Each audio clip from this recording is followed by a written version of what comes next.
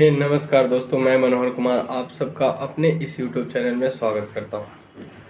तो आज हम लोग एक महत्वपूर्ण टॉपिक की ओर बढ़ रहे हैं और आप सब इससे पीछे कुछ टॉपिक जो है वो पढ़ चुके हैं। इससे आगे की टॉपिक जो है आज हम लोग पढ़ेंगे, तो धीरे धीरे इस तरीके से पढ़ते चले जाएंगे। ठीक है, सबसे पहले हम बात करते हैं। आज हमारा जो टॉपिक है वह व्याकरण का है। कौन सा टॉपिक है? व्याकरण का है।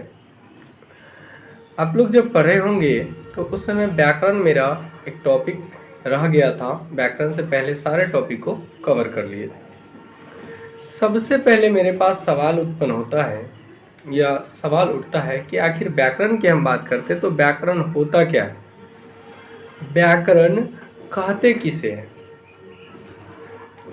तो वह शास्त्र, वह विज्ञान, वह विषय जिससे हमें किसी भी भाषा के बारे में शुद्ध शुद्ध पढ़ने लिखने बोलने का ज्ञान प्राप्त होता है, या शुद्ध शुद्ध शब्दों के शुद्ध शुद्ध वर्णों के या वर्णों के शुद्ध रूप के प्रयोग का ज्ञान होता है, उसे क्या कहते हैं? व्याकरण कहते हैं।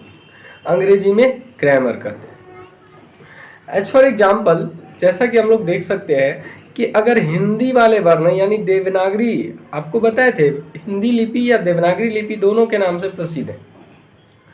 तो देवनागरी लिपि या हिंदी लिपि जिसको कहते हैं, उसके जो वर्ण हैं उस वर्ण का सही प्रयोग कहाँ पर होगा, कहाँ पर हर्षई लगेगा, कहाँ पर दीर्घई लगेगा, कहाँ हर्षऊ लगेगा, कहाँ दुर्गऊ लगेगा, कौन सा शब्द पहले बोलेंगे, कौन सा शब्द बाद में उच्चारित करेंगे। तो इस प्रकार से जो प्रयोग में लाते हैं उसी को क्या कहते हैं? व्याकरण कहते हैं। अंग्रेजी में भी सेम होगा, वहाँ पे जो वर्ण है वह आपके दूसरा हो जाएगा, वो रोमन अक्षर का हो जाएगा, लेकिन यहाँ पे जो है यह रोमन का नहीं, हिंदी का। तो वर्णमाला यानी व्याकरण तो हम समझ गए, व्याकरण किसे कहते हैं?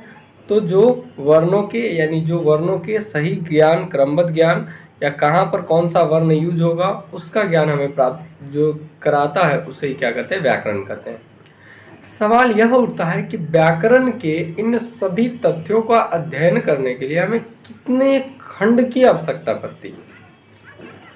तो व्याकरण के अध्ययन हेतु हमें 5 खंडों की आवश्यकता होती है। वर्ण विचार, शब्द विचार, वाक्य विचार, छंद विचार और चिन्ह विचार। फिर से सुन लीजिए। वर्ण विचार, शब्द विचार, वाक्य विचार, चिन्ह विचार, छंद विचार। इन 5 की आवश्यकता हमें क्यों पड़ती है? कहाँ क्या क्या है? तो सबसे पहला जो खंड है उसका नाम है वर्ण विचार, यानी जिस विचार में, जिस भाग में, व्याकरण के जिस हिस्से में वर्ण का ज्ञान हम प्राप्त करते हैं कि कौन कौन से ऐसे वर्ण हैं, कौन कौन से ऐसे ध्वनि का चिन्ह है, ध्वनि के बदले प्रयोग किए जाने वाले चिन्ह को ही वर्ण कहते हैं, जो हमारे व्याकरण में यूज में आते हैं।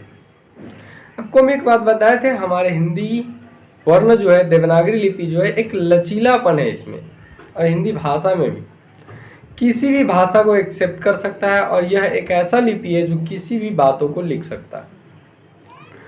तो यह वर्ण जो है, यह वर्ण विचार के अंतर्गत हम वर्णों का केवल ज्ञान प्राप्त करते हैं। दूसरा मेरा होता है शब्द विचार। शब्द विचार में शब्दों का ज्ञान प्राप्त करते हैं कि कौन सा शब्द है, तत्सम है, तद्भव है, देशज है, विदेशज है, कहाँ से आया, तत्सम होगा तो कैसा होगा, तद्भव होगा तो कैसा होगा, देशज का प्रयोग कहाँ करते हैं, विदेशज का प्रयोग कहाँ करते हैं। यानी इन शब्दों के बारे में भी हमें ज्ञान प्राप्त करना पड़ता है व्याकरण के लिए, ताकि हम शुद्ध शब्दों का प्रयोग कर सकें। अगला मेरा है वाक्य विचार। वाक्य विचार क्या होता है? वाक्यों का अध्ययन। वाक्य आप जब आगे पढ़ेंगे तो आपको पता चलेगा। पद, पदबंध, जो पद होता है यह पदबंध, यानी वाक्य जो है वह पदबंधों से मिलकर के बना होता है, और पदबंध जो है कई सारे पदों से मिलकर के बना होता है। तो पद को ही शब्द कहते हैं। पद को ही क्या कहते हैं? शब्द कहते हैं। और जिन पदों से मिलकर के बना होता है उन सारे पदों के योग को एक पदबंध कहते हैं, और एक कई पदबंध मिलकर के एक वाक्य बनाता है। तो कौन सा पदबंध का वाक्य, या सॉरी, एक वाक्य का कौन सा पदबंध पहले यूज हो, कौन सा पदबंध बीच में लाना चाहिए, कौन बाद में लाना चाहिए, इन सब का भी ज्ञान हमें वाक्य विचार के अंतर्गत मिलता है। अगला मेरा है छंद विचार। छंद विचार बहुत ही महत्वपूर्ण है। यह उन तथ्यों का अध्ययन कराता है जो हमें बहुत ही आवश्यक है। कहने का मतलब, जैसे कि आप कोई गाना सुनते होंगे, कोई कविता सुनते होंगे, कोई कहानी सुनते होंगे, उसमें कुछ ऐसी रोचक बातें लिखी होती है जिसका संबंध उस हिसाब से यानी उस वाक्य से होता है, परंतु वह शब्द देखने से नहीं लगता है कि इससे संबंधित है। यानी कहते हैं हाथी के 4 दांत या हाथी के दांत, मतलब 2 दांत, खाने के कुछ और दिखाने के कुछ और। ऐसे दांत तो अंदर बाहर दोनों होता है, लेकिन हाथी के 2 दांत, खाने के कुछ और दिखाने के कुछ और। कहने का मतलब है कि दिखाते कुछ और है, खाते कुछ और है। उसी प्रकार से ये दिखता कुछ और है और उसका सेंस कुछ और होता है। इसको हम छंद विचार में कहते हैं। और अंत है मेरा चिन्ह विचार। अब चिन्ह विचार में कुछ विशेष नहीं है, बस कॉमा, इन्वर्टेड कॉमा, इसके बाद फुल स्टॉप या पूर्ण विराम कहिए, इन सब का यानी जो चिन्ह होता है हिंदी में, इंग्लिश में, यानी प्रत्येक लिपि में क्वेश्चन मार्क्स, कहाँ पे कौन सा चिन्ह लगेगा, किस लिए वो महत्वपूर्ण है, उन चिन्हों के बारे में अध्ययन करना ही चिन्ह विचार के अंतर्गत बहुत महत्वपूर्ण है, क्योंकि एक चिन्ह वाक्यों को बदल सकता है। अब आगे देखेंगे, धीरे धीरे आपको पता चल जाएगा, एक ही वाक्य कई जगहों पे अलग अलग जैसा प्रतीत होता है, केवल एक चिन्ह के वजह से वह बदल जाता है। तो खैर हम वो सब आगे देखेंगे, फिलहाल आगे बढ़ते हैं हम लोग। आगे चलते हैं, सबसे पहले वर्ण विचार की ओर। वर्ण विचार कहते किसे? वर्ण विचार कहते किसे? क्या कह रहा है? वर्ण, तो जिस विषय में, जिस विचार में, जिस खंड में वर्ण के बारे में अध्ययन करते हैं, वर्णों का परिभाषा, वर्णों का भेद, वर्णों की संख्या, उच्चारण स्थान, उससे ही क्या कहते हैं? वर्ण विचार कहते हैं। आखिर वर्ण किसे कहते हैं? तो किसी भी ध्वनि के लिए हम इतने सारे शब्द बोलते हैं रोज बाई रोज, हर सेकेंड कुछ ना कुछ बोलते हैं। तो जो भी शब्द बोलते हैं उन सभी शब्दों के लिए कोई ना कोई ध्वनि का इस्तेमाल करते हैं, या जो भी बोलते हैं वह तो ध्वनि है ही, कुछ ना कुछ कंपन उत्पन्न होता है, और कंपन उत्पन्न हुआ तो ध्वनि उत्पन्न हुआ। जो ध्वनि उत्पन्न हुआ उस ध्वनि के बदले मैंने कोई भी सिंबल, कोई भी चिन्ह, कोई भी स्क्रिप्ट दिया, सब सेम है, चिन्ह कहिए, स्क्रिप्ट कहिए, या चिन्ह कहिए, स्क्रिप्ट कहिए, कोई भी पहचान दिए, तो ध्वनि के बदले जो भी आप चिन्ह दे रहे हैं उस चिन्ह को ही क्या कहते हैं? वर्ण कहते हैं। या लोग कहने के लिए कहते हैं वर्ण उस मूल ध्वनि को कहते हैं जिसका खंड या टुकड़ा नहीं हो सकता। या सिंपल सी बात कहा जाए तो जो भी हम शब्द बोलते हैं उस शब्द के बदले जो ध्वनि का जो सिंबल देते हैं, और उसमें भी जो सबसे छोटा सिंबल है, यानी प्रत्येक एक ध्वनि के लिए, पर एक ध्वनि के लिए जो सिंबल दिया जाता है उस सिंबल को ही क्या कहते हैं? उस सिंबल को ही ध्वनि कहते हैं, उस स्क्रिप्ट को ही वर्ण कहते हैं, सॉरी वर्ण कहते हैं। तो आगे हम बढ़ेंगे, जैसे कि आपके सामने एक शब्द लिखा हुआ है हरि। क्या शब्द है? हरि।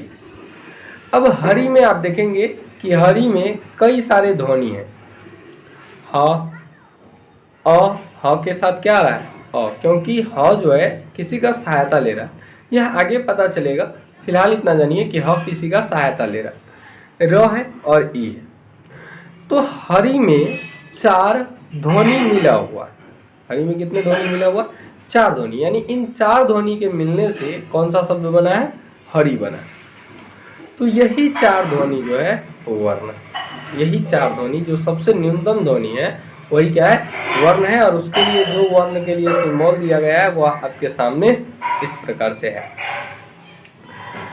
आगे की ओर चले तो आगे आपके सामने एक नोट है। नोट क्या कह रहा है कि वर्ण को अक्षर भी कहा जाता है, क्योंकि अक्षर का अर्थ होता है क्षय अथवा नाश न होना। लेकिन कुछ ऐसे विद्वान हैं जिन्होंने माना है कि नहीं, वर्ण अलग होता है, अक्षर अलग होता है। इसका सबूत बहुत सारे लोग ढूंढ सकते हैं कि कैसे आप कह सकते हैं कि वर्ण अलग होता है और अक्षर अलग होता है। सबूत भी है, क्योंकि वर्ण कहने का मतलब है कि जब हम किसी वर्ण का प्रयोग करते हैं और किसी अक्षर का प्रयोग करते हैं तो दोनों में अंतर है। अक्षर का मतलब क्षय नहीं होने वाला। लेकिन आप केमिस्ट्री में पढ़े होंगे कि सबसे सूक्ष्म इकाई जो होता है परमाणु, परमाणु का खंडन नहीं हो सकता है। लेकिन आगे चल करके कुछ विद्वान आए और उन्होंने क्या किया, परमाणु को 3 खंड में तोड़ दिया, न्यूट्रॉन, प्रोटॉन और इलेक्ट्रॉन। ठीक उसी प्रकार से जब नए विद्वान आए तो उन्होंने बताया कि अक्षर होता है, लेकिन अक्षर कई सारे वर्णों से मिलकर के बना होता है। जैसे क, जैसे कि एक अक्षर आपके सामने है क, ये आपके सामने एक अक्षर है, लेकिन यह आप जानते हैं क जो है यह 2 शब्द क और अ के मिलने से बना है। यह जो क है यह क और अ के मिलने से बना है। ठीक उसी प्रकार से क्य, क्य, यह क्य या क्या लिख देते हैं। क्या जो है यह भी आपके 3 शब्दों से, 3 वर्णों से मिलकर के बना हुआ है। एक तो इसमें क है, प्लस य है और प्लस आ है, आ है। तो ये 3 वर्णों से मिलकर के बना है, लेकिन एक ही अक्षर है, यह संयुक्ताक्षर कहलाता है। तो इन अक्षरों को हम छोड़ करके बात करेंगे। अगर छोड़े नहीं तो ये अक्षर है, और बाकी जो भी छोटी छोटी खंड है, जो भी छोटे छोटे टुकड़े हैं, वो सब सारे के सारे क्या है, वर्ण। तो सवाल आता है कि वर्ण आखिर कितने होते हैं। तो वर्णमाला में कुल 46, 48 और 52 होते हैं। अलग अलग आंकड़ा है और अलग अलग आंकड़ा में अलग अलग बातें दी हुई होती है। एक विद्वान है जिनका नाम है गुरु कामता प्रसाद। गुरु कामता प्रसाद अपने व्याकरण में लिखते हैं कि व्याकरण में जो वर्ण है, इस कुल वर्णों की संख्या जो है वह 46 है। और कुछ और विद्वान हैं जो 48 और 52 भी दिए। हालांकि अलग अलग विद्वानों की अलग अलग मत है, इसमें कोई जोर जबरदस्ती नहीं है, बट 46 और 52 महत्वपूर्ण है। आप देखेंगे ऑप्शन के अनुसार 46, 52 तो 52, अगर दोनों रहे तो आप बड़े वाले अंक को टिक कर दीजिए। 46, 48, 52 तीनों सही है, लेकिन जो भी आपको बड़ा मिले, या तो 46 होगा तो 46 लिखिए, 48 होगा 48 लिखिए, 52 है 52 लिखिए, जो भी बड़ा है उसको टिक कीजिए। अब बड़ा में यह नहीं कि 49 है तो 49 को टिक कर देंगे, फिर गलत हो जाएगा। 46, 48 और 52 तीन ही आंकड़ा जो है यह आपका सही प्रूफ कर पाएगा, बाकी गलत है। आगे हम बात करेंगे तो वर्णों की भेद की बात करें तो वर्ण आखिर कितने खंडों में बटा हुआ है। तो आप जानते हैं वर्ण बहुत ही महत्वपूर्ण है, और वर्णों के जो समूह होता है, जहाँ पर सारे के सारे वर्ण एकीकृत होता है, उस वर्णों के समूह को वर्णमाला का। और वर्णमाला में वर्णों की संख्या कुल कितनी होती है, 46, 48 और 52। तो ये वर्ण जो है कुल 48 वर्ण मानिए, 46 मानिए या 52 मानिए, ये 2 खंडों में बटा है, स्वर वर्ण, व्यंजन वर्ण। कुछ लोग तीसरा खंड का भी इस्तेमाल करते हैं, प्लुत स्वर वर्ण, सॉरी प्लुत तो यहाँ पर आएगा नहीं, स्वर वर्ण और व्यंजन वर्ण सही है। यानी जो भी वर्ण है वो वर्ण कितने खंडों में बटा है, 2 खंडों में, स्वर व्यंजन, स्वर व्यंजन। तो स्वर वर्ण होता क्या है और व्यंजन वर्ण क्या होता है। स्वर वर्ण वह वर्ण होता है जिसके उच्चारण में, जिसे बोलने में किसी भी वर्ण की सहायता नहीं ली जाती। जैसे अ, किसी भी वर्ण की सहायता लेने की जरूरत नहीं है, आ किसी की भी जरूरत नहीं है, ई किसी की भी जरूरत नहीं है, चाहे हर्षई हो चाहे दीर्घई हो, यानी अ आ हर्षई दीर्घई हर्षऊ दीर्घऊ ए ऐ ओ औ री, इन सभी वर्णों को किसी भी अन्य वर्णों की सहायता की जरूरत नहीं होती। अंग और अ दो ऐसे वर्ण हैं जिन्हें किसी अन्य वर्ण मतलब दिखता कुछ और है और दिखता कुछ और है, तो ये दोनों अयोगवाह वर्ण में आते हैं, आगे हम लोग जानेंगे। लेकिन ये वर्ण जो है अंग और अ, ये आपके वर्णमाला में थोड़ा सा अलग हिस्सा निभाते हैं, हालांकि धीरे धीरे हम देख ही लेंगे। देखिए, तो सबसे पहले हम बात करेंगे उच्चारण के रूप से। आपको बता दिए कि वर्णमाला यानी वर्णमाला में वर्णों की संख्या दो होती है। वर्ण दो प्रकार के होते हैं, स्वर और व्यंजन वर्ण। तो स्वर वर्ण की कुल संख्या जो है वह 11 होती है। कौन कौन सा? अ आ हर्षई हर्षऊ दीर्घऊ ए ऐ ओ औ और री, यही बताए थे। अंग्रेजी में यानी संस्कृत में अगर अंग्रेजी बोले, संस्कृत में अगर आप देखते हैं तो संस्कृत में दीर्घरी और लिरी ये दो ऐसे वर्ण हैं जो ऐड हो जाते हैं। संस्कृत व्याकरण कुल 13 वर्णों को स्वर मानती है, जबकि हिंदी व्याकरण 11 वर्णों को ही स्वर वर्णों में शामिल करता है। आगे की अगर बात करें तो स्वर वर्ण जो है यह कितने खंडों में बटा हुआ है? व्यंजन वर्ण की ओर तो हम चलेंगे, लेकिन स्वर वर्ण को पहले खत्म कर लेते हैं। तो स्वर वर्ण जो है यह अभी 3 खंडों में बटा हुआ है। 3 खंडों में बटा हुआ है, ह्रस्व स्वर वर्ण, दीर्घ स्वर वर्ण और एक प्लुत स्वर वर्ण। ह्रस्व स्वर वर्ण किसे कहते हैं? सबसे पहला सवाल, तो ह्रस्व स्वर वर्ण किसे कहते हैं? तो जो स्वर वर्ण आसानी से कम समय में बोल सकते हैं या बोला जाता है। और कोई समय नहीं लगा, आ समय लग रहा है थोड़ा, आ अब खुद उच्चारित करके देखिए, आ मतलब इसके अपेक्षा आ में कुछ ज्यादा समय लग रहा है। उसी प्रकार से ई दीर्घ यानी ई आपको उच्चारण करने आना चाहिए। जब आप दीर्घ का उच्चारण करते हैं तो 2 मात्रा का समय लगेगा, जब आप ह्रस्व का उच्चारण करते हैं तो 1 मात्रा का समय लगेगा। यानी जिसके उच्चारण में कम समय लगता है या 1 मात्रा का समय लगता है उसको क्या कहेंगे? उसको ह्रस्व स्वर वर्ण कहेंगे। जिस वर्ण के उच्चारण में ज्यादा समय लगता है, 2 मात्रा का समय लगता है, उसको क्या कहेंगे? उसको दीर्घ स्वर वर्ण कहेंगे। अब सवाल उठता है कि ह्रस्व स्वर वर्ण की संख्या कितनी है और दीर्घ स्वर वर्ण की संख्या कितनी है? तो ह्रस्व स्वर वर्ण की संख्या आपके 4 है, अ हर्षई हर्षऊ और री। दीर्घ स्वर वर्ण की संख्या 7 है, आ दीर्घई दीर्घऊ ए ऐ ओ औ। और री जो है री, यह संस्कृत में ऐड हो जाता है, हिंदी में नहीं। आगे अगर बात करते हैं तो ये आपके सामने लिखा हुआ है, और ए ऐ ओ औ को संयुक्त वर्ण भी, संयुक्त स्वर वर्ण भी कहते हैं। सामने एक बड़ा सा मुद्दा आता है कि अभी तक तो आपने जो भी 11 रखे थे, कहाँ पे 11 वर्ण रखे थे स्वर वर्ण में, उन सब का अध्ययन कर लिया। तो प्लुत के लिए बचा क्या? प्लुत के लिए भी तो कुछ बचना चाहिए। तो प्लुत स्वर वर्ण कौन होता है? तो प्लुत स्वर वर्ण ना तो ह्रस्व होता है, ना ही दीर्घ होता है, और ना ही इसका कोई अपना स्वर, अपना कोई चिन्ह है। यह ह्रस्व भी हो सकता है और दीर्घ भी हो सकता है।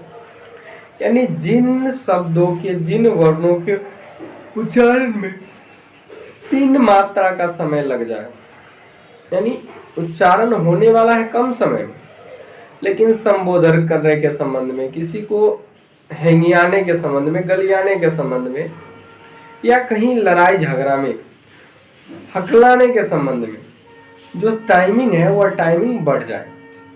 टाइमिंग जैसे ओवर होगा, 1 मात्रा 2 मात्रा 3 मात्रा, यानी मात्रा से ऊपर बढ़ जाए। तीसरा मात्रा में जब एंट्री मारता है तो वही स्वर चाहे वो ह्रस्व हो या दीर्घ हो, वह क्या बन जाता है, प्लुत बन जाता है। और उसके बीच में इस तरह के सिंबल आपको देखने को मिलता है। तो इसको क्या कहते हैं, प्लुत स्वर वर्ण कहते हैं। आगे की ओर चलते हैं। तो प्लुत स्वर वर्ण क्या होता है आप समझ गए। अब जो स्वर वर्ण है यह कुछ और भी खंडों में बटा है। जब आप आगे संधि पढ़ेंगे तो आपको एक सामने एक सवाल आएगा, सजातीय और विजातीय। तो स्वर वर्ण जो है यह जाति के आधार पर, जाति को मूल मान करके स्वर वर्ण को दो खंडों में बांटा गया है, सजातीय और विजातीय। जिन स्वर वर्णों का उच्चारण स्थान सेम हो, उच्चारण स्थान सेम का मतलब समझते हैं, बोलने का तरीका अलग नहीं हो, उसको हम क्या कहते हैं, सजातीय स्वर वर्ण। मात्रा एक का हो या दो का हो या चार का हो उससे मतलब नहीं, उच्चारण स्थान अगर एक हो, उच्चारण स्थान अगर एक हो तो सजातीय। क्यों? क्योंकि उच्चारण स्थान एक है।